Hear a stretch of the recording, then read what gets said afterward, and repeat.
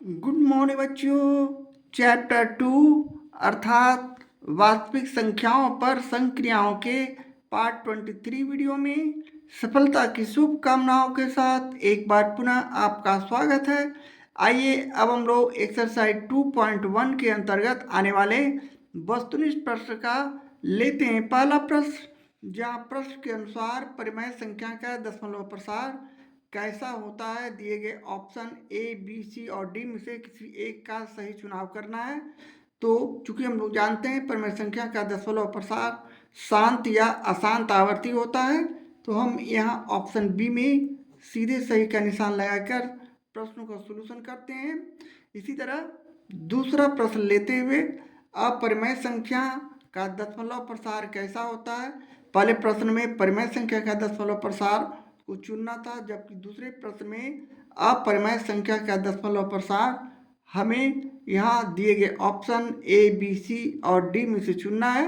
तो हमारे लिए यहाँ अपरिमेय संख्या का दशमलव प्रसार अशांत अनावर्त होता है, जैसा कि हम लोग बेसिक कॉन्सेप्ट में इसका जिक्र कर चुके हैं। तो हम यहाँ प्रश्न 2 का ए में सही का निशान लगाएंगे। इसी तरह तीसरा प्रश्न लेते हुए निम्नलिखित में कौन सा कथन असत्य है, यानी इसमें 4 ऑप्शन दिया हुआ है जिसमें कोई एक कथन असत्य है, उसे हमें चुनना है।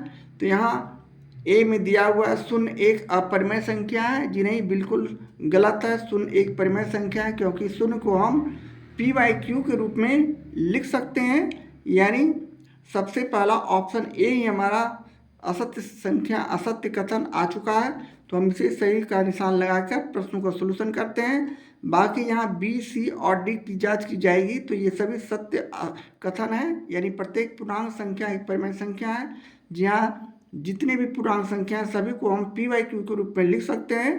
दो परिमेय संख्याओं के बीच कम से कम एक परिमेय संख्या हम लिख सकते हैं।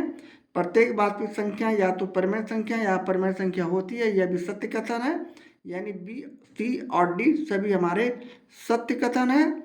इस आधार पर हमें दोनों ऑप्शन को ध्यान में रखते हुए यहाँ हम इसे याद रखेंगे। यहाँ असत्य कथन हमारा ए हो गया। इसी तरह चौथा प्रश्न, निम्नलिखित में कौन सा कथन असत्य है। अब यहाँ हमें असत्य कथन को पुनः चुनना है। तो आइए हम उसी तरह ए एक परिमेय और एक अपरिमेय संख्या का योग या अंतर सदा एक अपरिमेय संख्या होती है। तो ये हमारा सत्य कथन है। एक परिमेय और एक अपरिमेय संख्या का गुणनफल या भागफल एक अपरिमेय संख्या होती है। तो यह भी हमारा कथन सत्य है होता है। जी नहीं, ये हमारे लिए असत्य कथन है। यहाँ हमें परिमेय संख्या भी प्राप्त हो सकती है। तो हम यहाँ सी पर सही का निशान लगाकर प्रश्नों का सॉल्यूशन कर लेते हैं। यह हमारा असत्य कथन है। डी जो दिया गया है ऑप्शन, ये हमारा सत्य कथन है। दो परिमेय संख्याओं का योग अंतर गुणनफल या भागफल सदा परिमेय संख्या होती है। यहाँ ये हमारा सत्य कथन है। आइए अब हम लोग पांचवें प्रश्न को लेते हैं। पांचवें प्रश्न में निम्नलिखित में कौन परिमेय संख्या है। तो यहाँ ऑप्शन ए बी सी और डी दिया गया है। तो आइए पहले ऑप्शन ए की जांच कर लेते हैं। यहाँ 2 हमारा एक परिमेय संख्या है, जबकि √3 हमारा एक अपरिमेय संख्या है। यानी परिमेय संख्या और अपरिमेय संख्या को जब हम एक दूसरे से घटाएंगे तो हमारा रिजल्ट अपरिमेय संख्या ही होगा। यहाँ भी ऑप्शन बी में 2 परिमेय संख्या है, जिसमें √7 को अपरिमेय संख्या से गुना किया गया है। तो हमारा रिजल्ट भी यहाँ अपरिमेय संख्या ही होगा। तीसरे सी में हमारा परिमेय संख्या में अपरिमेय संख्या का योग किया गया है, जो कि हमारा रिजल्ट अपरिमेय संख्या होगा। जबकि डी हमारा ऑप्शन 5 + √2 और 5 - √2 को आगे हम हल करेंगे। तो हम इसके कैलकुलेशन को यहाँ हम इस प्रकार लिख सकते हैं 5 + √2 5 - √2। यहाँ चूंकि यह दिया गया संख्या जो है a + b और a - b के रूप में है, तो हमारे पास सूत्र है चूंकि a + b a - b = a² - b²। इसी आधार पर हम a यदि 5 a मान लेते हैं तो a² हो जाएगा -√2 यानी b² हो जाएगा। और इसे जब हम आगे हल करेंगे तो 5×5 = 25 -√2 को 2 बार गुना करेंगे तो 2 यानी 25 में से 2 चला गया तो 23, और 23 को हम p/q यानी 23/1 लिख सकते हैं, यानी इसे हम p/q के रूप में लिख सकते हैं। तो ये हमारा ऑप्शन जो डी हो गया एक परिमेय संख्या हो गया, और डी में हम सही का निशान लगा देंगे। इस तरह हम प्रश्न 5 का सॉल्यूशन करते हैं। इसी तरह छठा प्रश्न लेते हुए, यदि परिमेय संख्या p/q इस प्रकार हो कि q = 2m × 5n, जहाँ m और n प्राकृत संख्याएं हैं, तो संख्या p/q को किस प्रकार के दशमलव में बदला जा सकता है। तो हम इसे एक तरह से कह सकते हैं, इसे शांत के रूप में बदला जा सकता है। शांत मतलब ये हमारा p/q के रूप में होगा, तो हम सीधे यहाँ बी में सही का निशान लगा देंगे। इस तरह हम प्रश्न 6 का सॉल्यूशन करते हैं। यहाँ हम लोग प्रश्न 7वां प्रश्न, निम्नलिखित में किस परिमेय संख्या का दशमलव प्रसार यहाँ अशांत आवर्ती होगा। तो आइए इसके लिए हम लोग इसकी जांच करते हैं। जैसे ए में इसके हर का परिमेयकरण ए का जो गुणनखंड करेंगे तो 1 × 5 होगा, गुणनखंड करेंगे तो 5 × 5 होगा। 60 का गुणनखंड करेंगे तो 60 का गुणनखंड करके हम देख लेते हैं, 2 से 30, 2 से 15, इसी प्रकार 3 से 5 और 5 से 1 हो जाएगा, यानी 60 का गुणनखंड जो होगा हमारा 2 × 2 × 3 × 5। इसी तरह डी के हर का जब हम गुणनखंड करेंगे 18 का गुणनखंड किया जाएगा तो 2 से लगाएंगे 9, 3 से लगाया जाएगा तो 3, पुनः 3 से लगाया जाएगा तो 1, यानी 18 का जब हम गुणनखंड करेंगे तो ये हो जाएगा 2 × 3 × 3, यानी 60 का हमारा 2² × 3 × 5, जबकि 2 × 18 का 3²। यहाँ हमारे लिए ऑप्शन, हमें यहाँ प्रश्न 7 में सी और डी दोनों होना चाहिए, किंतु यह प्रश्न में कहीं त्रुटि है हमारे समझ से। तो हम यहाँ जो अपरिमेय संख्या के रूप में, यानी हम लोग जैसा कि बदलते थे परिमेय संख्या को, जिसमें 2 और 5 के अलावा तीसरा संख्या नहीं होता था तो वह अपरिमेय संख्या होता था। यहाँ 2 और 5 के अलावा यहाँ 3 है, यहाँ भी 2 और 5 के अलावा 3 है। तो इस आधार पर हम यहाँ ऑप्शन सी और डी दोनों आंसर होगा। तो हम यहाँ सी और डी आपके लिए ऑप्शन रखते हैं। यहाँ हमें कहीं न कहीं इस प्रश्न में त्रुटि है, या फिर हमारा आंसर गलत हो रहा है, लेकिन यहाँ आंसर होने की संभावना कम है कि देखिए 8 का हमने किया गुणनखंड किया, 18 का गुणनखंड किया, दोनों का गुणन करने पर 2 और 5 के अलावा संख्या आ रहा है, तो इसलिए यह परिमेय संख्या के ऑप्शन में दोनों नहीं आएंगे। और यहाँ सी और डी हमारा जो होगा दशमलव प्रसार, यानी निम्नलिखित में किस परिमेय संख्या का दशमलव प्रसार शांत आवर्ती होगा। तो यहाँ ऑप्शन हम यहाँ डी में सही का निशान, यानी हमारा जो ऑप्शन होगा ये अशांत है, यानी सी और डी दोनों अशांत होगा। तो हम यहाँ सी और डी का आंसर अपने हिसाब से रखते हैं। इसी तरह अगला प्रश्न लेते हुए, अगला प्रश्न हमारे पास है 8वां प्रश्न। 8वें प्रश्न में हमें जो संख्या दी गई है, 8वां प्रश्न में निम्नलिखित में किसका दशमलव प्रसार शांत होगा। तो यहाँ पे हम उसी तरह, यानी हर का फैक्टर करते हैं, गुणनखंड करते हैं, तो 7 का गुणनखंड करेंगे 1 × 7, 39 का गुणनखंड करेंगे तो 3 × 13, 40 का गुणनखंड करेंगे तो 40 का गुणनखंड हम यहाँ इस प्रकार कर सकते हैं, 2 से 20, 2 से 10, 2 से 5, 5 से 1, यानी 40 का गुणनखंड करने पर हमारा जो गुणनखंड हो गया 1 2 3, 2 पर पावर 3 और 5 पर पावर 1, यानी 2 और 5 के गुणनखंड के रूप में आ चुका है। तो यहाँ हमारा ऑप्शन सी राइट आंसर होना चाहिए, जबकि डी में 27 दिया हुआ है जिसका गुणनखंड करेंगे तो 3 × 3 × 3, 3 3 होती है 27, यानी यह भी 2 और 5 के अलावा आ रहा है। तो हम यहाँ सीधे ऑप्शन सी में सही का निशान लगाएंगे। इसी तरह 9वां प्रश्न लेते हुए निम्नलिखित में कौन अपरिमेय संख्या है। यहाँ ऑप्शन ए में हमारा 36 दिया हुआ जो कि पूर्ण वर्ग संख्या है, इसका हम जब वर्गमूल निकालेंगे तो 6।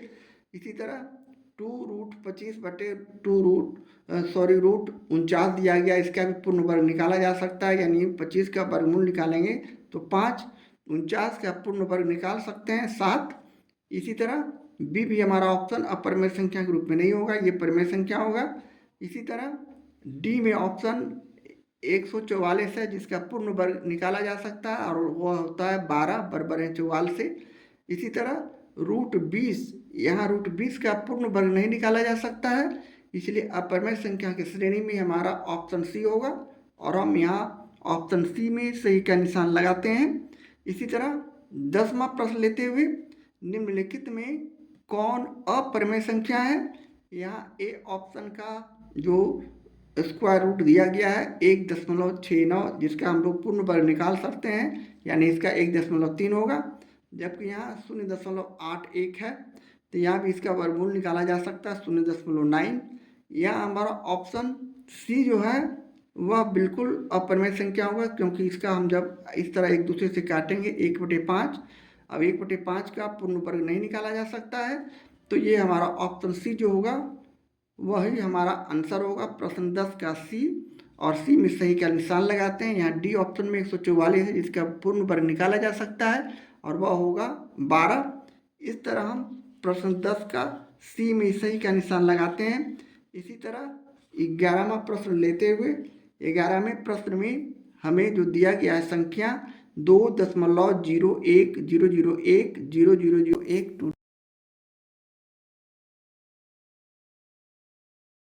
एक अपरिमेय संख्या है, जैसा कि हम लोग बेसिक कॉन्सेप्ट में या एग्जाम्पल या फिर प्रॉब्लम 2.1 में बना चुके हैं। तो हम इसे सीधे अपरिमेय संख्या के श्रेणी में रखकर यानी बी पर सही का निशान लगाएंगे। इसी तरह 12वां प्रश्न निम्नलिखित में कौन अपरिमेय संख्या नहीं है। यहाँ हमें वैसी संख्या को चुनना है जो अपरिमेय संख्या नहीं है।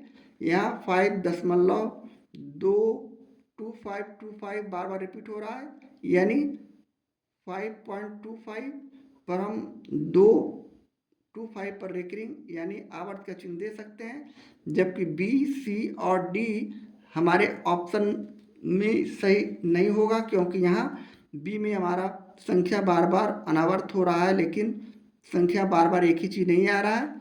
यहाँ भी 25, 25, 52, 5, 5, 5, यानी यहाँ भी संख्या में विभिन्न भिन्नता है। तो ये बी और सी नहीं होकर हमारा ऑप्शन 12 का जो आंसर होगा ए होगा। ये हमारा एक अपरिमेय संख्या नहीं है, यह हमारा परिमेय संख्या हो जाएगा। इसी तरह 13वां प्रश्न लेते हुए 13वें प्रश्न में निम्नलिखित में कौन 4/9 का दशमलव रूप है।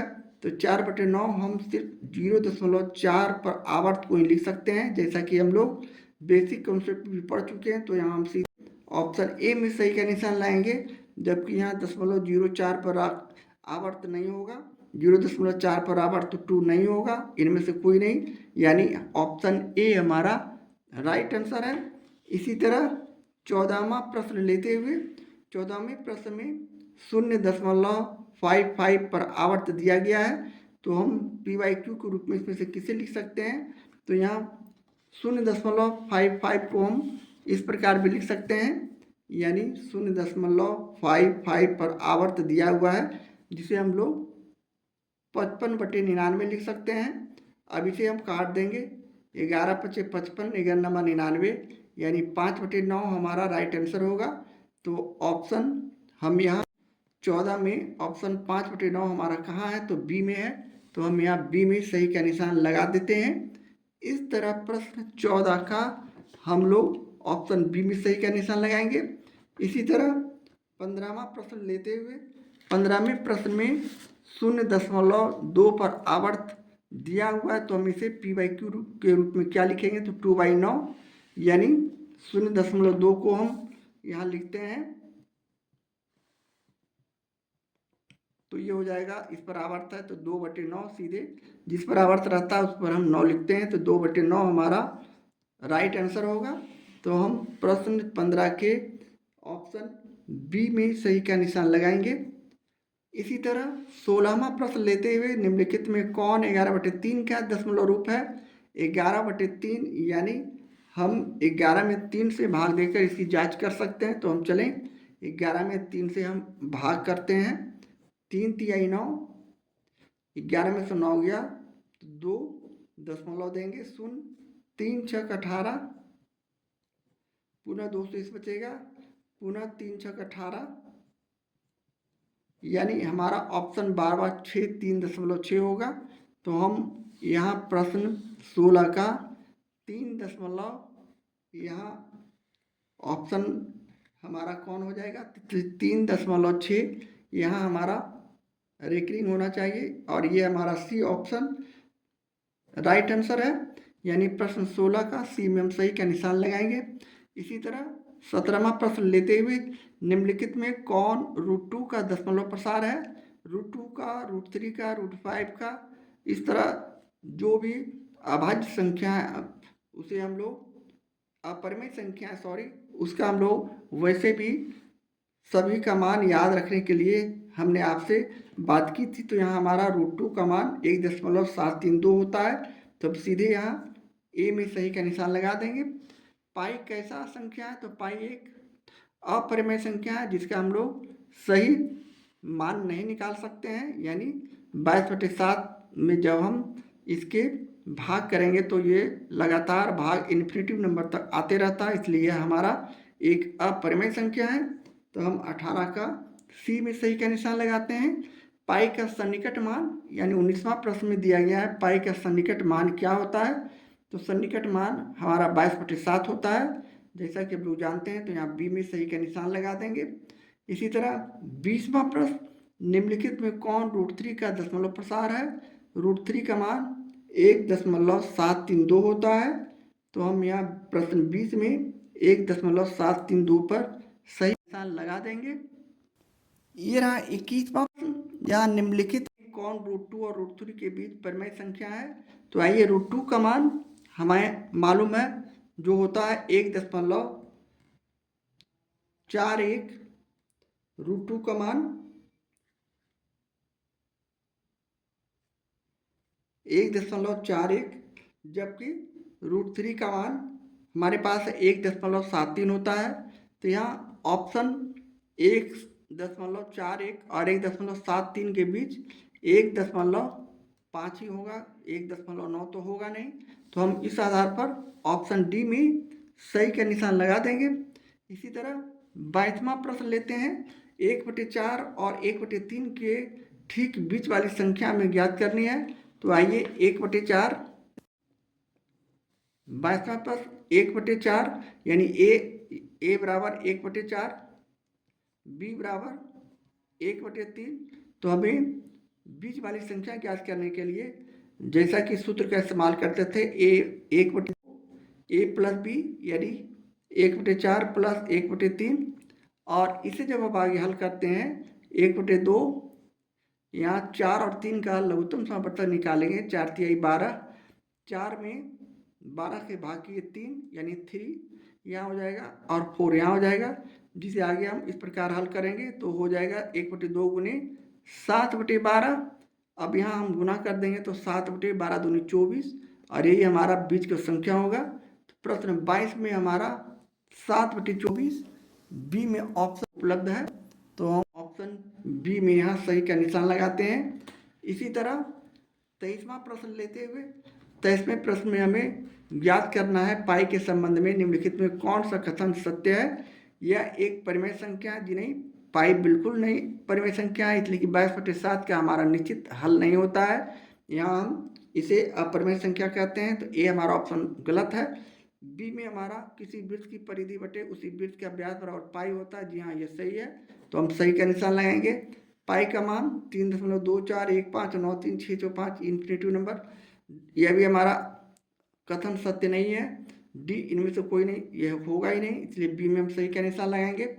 इसी तरह 24वां प्रश्न लेते हुए 24वें प्रश्न में हमें दिया गया 64 पर घातांक -2/3 निम्नलिखित में किसके बराबर है। तो आइए प्रश्न 24 को हम लोग यहाँ हल करते हैं। तो प्रश्न 24 में दिया गया जो ऑप्शन है, आइए उसे एक बार हल करते हैं। तो प्रश्न 24 जो दिया गया है संख्या, प्रश्न 24 में हमें 64 पर घातांक -2/3 दिया गया है। आइए इसे हम पुनः 64 को इस प्रकार लिख सकते हैं, 4 गुने 4 गुने 4 -2/3, यानी 4 चौक 16, 16 चौके 64, इसे गुणनफल के रूप में लिखते हैं तो 64। अब इसे हम 4 पर घातांक 3 और उस पर घातांक 2/3 भी लिख सकते हैं। पूरा इसे हम 3 गुने -2/3 लिख सकते हैं। यहाँ 3 और 3 काट दिए, हमारा रिजल्ट हो गया 4 पर घातांक -2। और इसे जब हम आगे हल करते हैं तो ये हमारा हो जाएगा -16। -16 को हम यानी इसे 2 बार गुना करते हैं तो -16, और -16 को हम 1/16 भी लिख सकते हैं ऋणात्मक को धनात्मक बनाने के बाद। तो 1/16 जो हो गया हमारा इस प्रश्न का उत्तर हो गया, आंसर हो गया। तो प्रश्न 24 में हम ऑप्शन 1/16 जो दिया गया है वह बी है, तो हम यहाँ बी पर सही का निशान लगा देंगे। इस तरह प्रश्न 24 का सॉल्यूशन करते हैं। इसी तरह प्रश्न 25 का हमें यहाँ दिया गया है 27 पर घातांक -2/3 निम्नलिखित में किसके बराबर है। तो आइए 27 पर घातांक -2/3 को भी हम उसी तरह हल करते हैं। ये रहा 25वां प्रश्न, 27 -2/3, जिसे हम पुनः इस प्रकार लिख सकते हैं, यानी 3 गुने 3 गुने 3, 3 तिहाई 9 होती है 27 -2/3, जिसे पुनः आगे इस प्रकार भी लिखा जा सकता है 3 पर घातांक 3 -2/3, जबकि पुनः इसे हम इस प्रकार लिख सकते हैं 3 पर घातांक 3 गुने -2/3, और इसे जब हम काट देंगे तो हमारा रिजल्ट हो जाएगा 3 पर घातांक -2। इसे हम ऋणात्मक से धनात्मक बनाते हैं, यानी 3/1 पर घातांक -2 है तो हम 1 पर घातांक 3² लिख सकते हैं, और इसे जब हम गुणा कर देंगे तो 3 गुने 3 यानी 1/9 हो जाएगा। और 1/9 जो है प्रश्न 25 में ऑप्शन जो दिया गया है वह है डी। तो यहाँ हम ऑप्शन डी में सही का निशान लगाते हैं। इस तरह प्रश्न 25 का सॉल्यूशन करते हैं। इसी तरह 26वां प्रश्न लेते हैं, 8 पर घातांक 4/3 निम्नलिखित में किसके बराबर है। तो उसी प्रकार पिछले प्रश्न की तरह हम 8 पर घातांक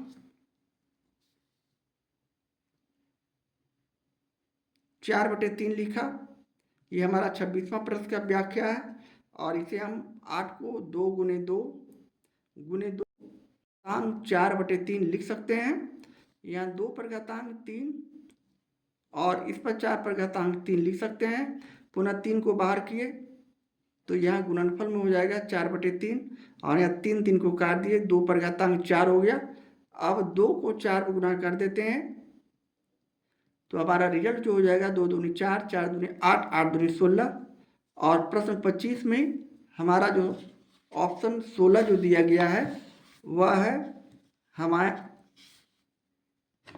ऑप्शन ए में। हम यहाँ सही का निशान लगाएंगे, इसलिए कि ऑप्शन ए में 16 दिया है। इसी तरह 27वां लेते हुए 1 पर घातांक 1/5 पर घातांक 3 पर घातांक 5 निम्नलिखित में किसके बराबर है। तो आइए इसका भी हम लोग सोल्यूशन उसी तरह समझते हैं। यहाँ प्रश्न 27 में दिया गया है 1/5 पर घातांक 3 पर घातांक 5। आइए इसे हम पुनः इस प्रकार भी लिख सकते हैं, -5 पर घातांक 3 और इस पर घातांक 5, जिसे हम लोग पुनः 5 पर घातांक -3 और 5 लिख सकते हैं। अब हम लोग 5 -3 गुने 5 कर दिए तो माइनस यहाँ 5 15 हो जाएगा घातांक, और 5 पर घातांक -15 जो है ऑप्शन हमारा ए है, और ए पर हम यहाँ राइट आंसर सही का चिन्ह लगाते हैं। इसी तरह 28वां प्रश्न लेते हुए 28वें प्रश्न में 4 पर घातांक 3/5 दिया गया है इंटू 4 पर घातांक 7/5 है, यहाँ निम्नलिखित में किसके बराबर है। आइए इसे भी हल करते हैं।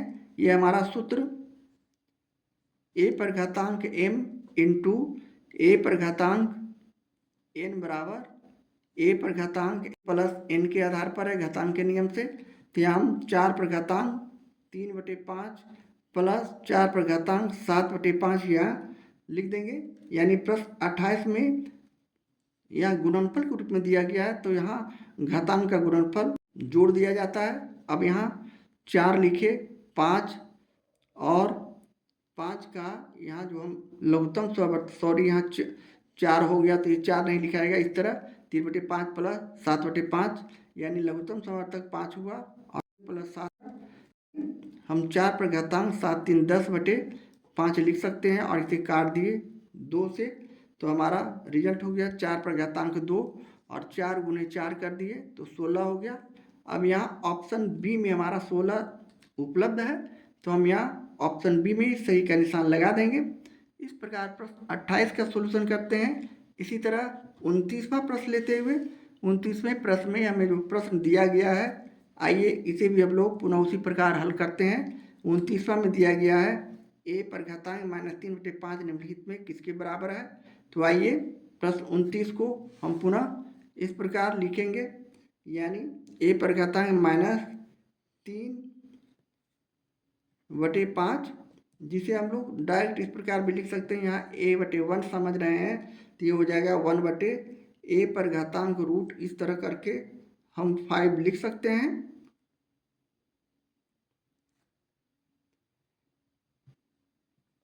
और यहाँ घातांक 3 हो जाएगा। और यहाँ ऑप्शन 29 में जो संख्या दिया गया है वह ए, ऑप्शन ए में सही का निशान लगा देंगे।